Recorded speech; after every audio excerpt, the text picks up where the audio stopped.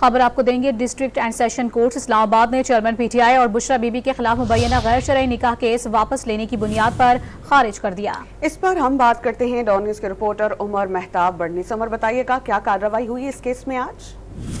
جی دیکھیں، اسلام آباد کی مقامی عدالت میں زیر سماعت چیئرمین پی ٹی آئی اور بشرا بی بی کے خلاف مبینہ غیر شرعی نکاح کیس میں اہم پیش رفت سامنے آئی ہے۔ جو اس کیس کے کمپلیننٹ تھے محمد حنیف، ان کی جانب سے آج سول جج قدرت اللہ کی عدالت میں ایک درخواست دائر کی گئی، جس میں انہوں نے موقف اپنایا کہ تکنیکی بنیاد پر ہم یہ کیس جو ہے وہ واپس لینے کی درخواست دائر کر رہے ہیں۔ کیس کی سماعت 25 نومبر کو مقرر ہے، تاہم تکنیکی بنیاد پر میں یہ کیس جو ہے وہ واپس لینا چاہتا ہوں۔ عدالت نے جو کمپلیننٹ ہیں ان کی درخواست منظور کرتے ہوئے کیس کو خارج کر دیا۔ درخواست گزار نے چیئرمین پی ٹی آئی اور بشرا بی بی پر دوران عدت نکاح